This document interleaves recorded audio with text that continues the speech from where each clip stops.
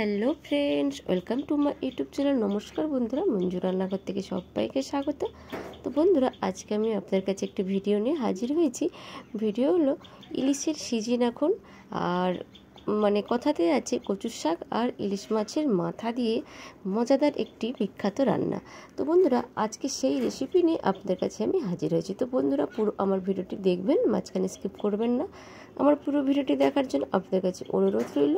আমার চ্যানেলে নতুন শ্রোতা হলে চ্যানেলটি সাবস্ক্রাইব করার অনুরোধ রইল। লাইক কমেন্ট শেয়ার করতে বন্ধুরা ভুলবেন না। এই ইলিশ মাছের মাথা আর এই কচুর শাক অসাধারণ খেতে লাগে গরম গরম ভাতে। তো বন্ধুরা, আজকে আমি কি কি উপকরণ দিয়ে সেই রেসিপিটি করছি, একেবারে সহজভাবে খুব কম সময়ে কম উপকরণ দিয়ে এই রেসিপিটি আমি করে দেখাচ্ছি। তো চলুন বন্ধুরা, এবার ভিডিওটি স্টার্ট করি। কচু গাছটাকে এবার আমি কেটে নেব। দেখুন, কারণ এই যে এইটা পেতে নিয়েছি, এর মধ্যে কাটবো। এটা একটু নোংরা আছে, কারণ এটাও তো নোংরা, এই ছালগুলো সব তুলতে হবে। দেখুন, এইভাবে গাছটা আমি কেটে নিয়েছি, এর মাথাটা কেটে বাদ দিয়ে দিচ্ছি। আরও নিলে হতো, কারণ আমাদের পুকুরেই হয়েছে। বন্ধুরা, আমি কাটাটা দেখাচ্ছি। আমি কিন্তু এই ডোগাগুলোও নেব, আর এর যে গোড়াটাও বন্ধুরা বিশ্বাস করতে পারবেন না, এত সুন্দর সেদ্ধ হয়ে যায়।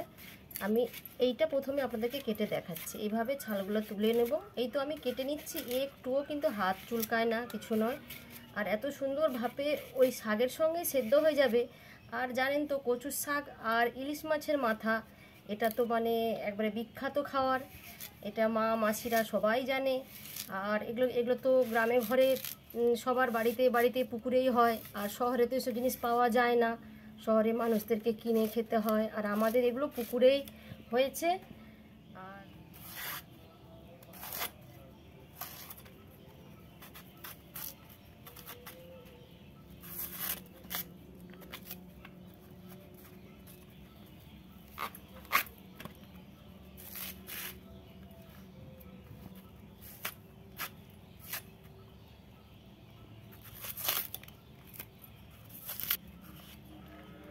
এইভাবে এগুলোকে কেটে নেব।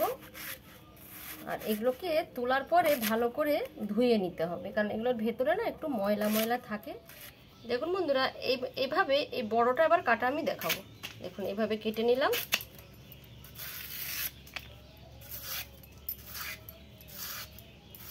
দেখুন, এর ভেতরে কোনো কিছু নেই, একেবারে পরিষ্কার। তবুও 4 থেকে 5 বার ভালো করে জলে ধুয়ে নিতে হবে। ধুয়ে নেওয়ার পরে তারপরে স্টেপটা আমি দেখাবো, ধোয়াটা আমি দেখাচ্ছি না। এইভাবে সব গাছগুলোকে আমি কেটে নেব। দেখুন, একেবারে পরিষ্কার। বন্ধুরা, কড়াই বসিয়ে দিয়েছি। কড়াই কোনো গরম হওয়ার ব্যাপার নয়। এবার আমি তুলে দিচ্ছি ধুয়ে রাখা কচু শাকগুলো। ভালো করে আমি ধুয়ে নিয়েছি। দেখুন বন্ধুরা, আমি কড়াইতে কিছুটা দিয়ে দিচ্ছি, বেশিরভাগটা দিয়ে দিচ্ছি, আর অল্প একটু আছে। এবার আমি দিয়ে দিলাম। দেখেছেন কিন্তু এক কড়াই হয়ে গেছে, কিন্তু এটা সেদ্ধর পরে কিন্তু একটু হয়ে যাবে। তার জন্য পরিমাণ হিসাবে কিন্তু দেখাচ্ছে অনেক, সেই হিসাবে কিন্তু নুন বেশি দেওয়া যাবে না, নুনটা অল্পই দিতে হবে। আমি দিয়ে দিলাম অল্প একটু লবণ। লবণটা পরে আমি চেক করে তখন আবার দেবো সেদ্ধর পরে। আর দিয়ে দিলাম কিছু ভিজানো ছোলা। এর উপরে দেওয়ার পর আমি যে বাকি ছিল যেটা, কারণ ওই নুনটা উপরে এগুলো আমি দিয়ে দিলাম, তাহলে নুনটা জোরে আরও নিচের দিকে নেমে গেলে তখন এটা অলরেডি কমে যাবে। দিয়ে এটাকে আমি ঢাকা দিয়ে দেব। আর এখন আমি হলুদও দেবো না, কাঁচা লঙ্কাও দেবো না। পরের স্টেপে আমি দেখাবো আমি কি কি দিচ্ছি। এবার আমি এগুলোকে সব দিয়ে দিলাম, দিয়ে ঢাকা দিয়ে দেব। ঢাকা দিয়ে দিলাম। বন্ধুরা, দেখেছিলেন এক কড়াইয়ের বেশি হুপুচুপু হয়ে গেছিল। দেখুন সেদ্ধ হয়ে কতটুকু হয়ে গেছে। এবার এই যে বাড়তি জলটা, এটাকে আমি একটা ফুটো ঝাঁঝরির মধ্যে ফুটো এরকম বাটির মধ্যে আমি জলটাকে ছেঁকে বের করে দেবো। পরিষ্কার করে ধুয়ে আমি দিয়ে দিচ্ছি খানিকটা তেল। তেলের মধ্যে দিয়ে দিলাম মাছের মাথাগুলো নুন আর হলুদ দিয়ে ভালো করে মেখে নিয়েছি। এগুলোকে আমি ভেজে নেব। ওই পিঠটা হয়ে গেছে, এই পিঠটা আমি ঘুরিয়ে দিলাম।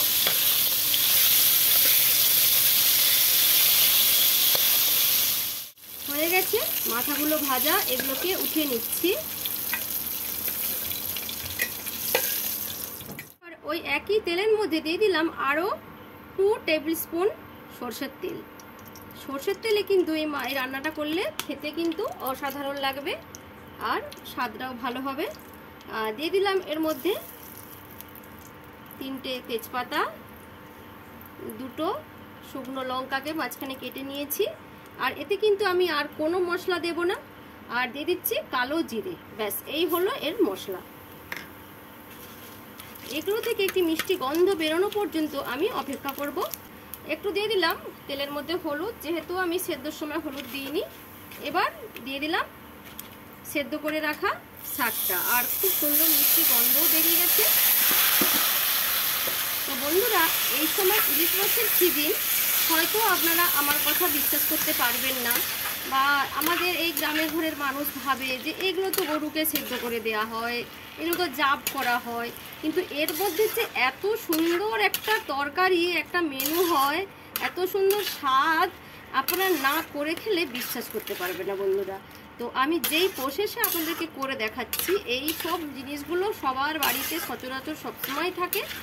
একবার বন্ধুরা আমার কথা মতো আপনারা বানিয়ে খেয়ে আমাকে কিন্তু কমেন্ট করতে ভুলবেন না। আর এর মধ্যে আমি দিয়ে দিচ্ছি চেরা কিছু কাঁচা লঙ্কা দিয়ে দিলাম।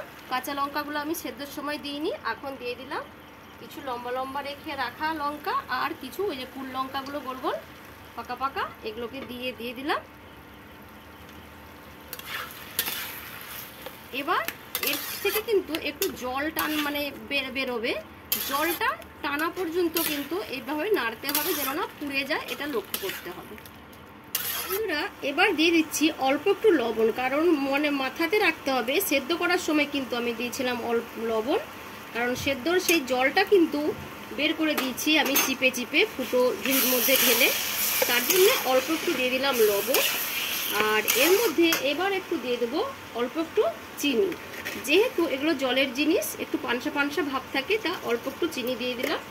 আর যদি না আপনারা চিনিটা পছন্দ করেন, চিনিটা স্কিপ করবেন, তো চিনিটা দিলে কিন্তু স্বাদের ব্যালেন্সটা খুব ভালো হয়। তো বন্ধুরা, এই রান্নাটা কিন্তু শহরের মানুষ আর বাঙালদের সব থেকে হলো ফেভারিট খাওয়ার, এই কচুর শাক ইলিশ মাছের মাথা দিয়ে। আর আজকাল বাঙালদের দেখে দেখে ঘটিরাও আজকাল খেতে শিখে গেছে। এবার আমি দিয়ে দিলাম মাছের মাথাগুলোকে এর মধ্যে ভেঙে ভেঙে আমি মিশিয়ে দেবো খুন্তির মাথা দিয়ে। হয়ে গেল বন্ধুরা ইলিশ মাছের মাথা দিয়ে কচুর শাকের রেসিপি। তো আজকের মতো এখানে ভিডিওটি শেষ করছি। দেখবেন বন্ধুরা, তবে রান্নার সময় কিন্তু একটু যেন না জল না থাকে। আজকের মতো এখানে ভিডিওটি শেষ করছি। আবার নতুন ভিডিও নিয়ে আপনাদের কাছে হাজির হব। আমার পুরো ভিডিওটি দেখার জন্য আপনাদের কাছে অসংখ্য ধন্যবাদ। টাটা।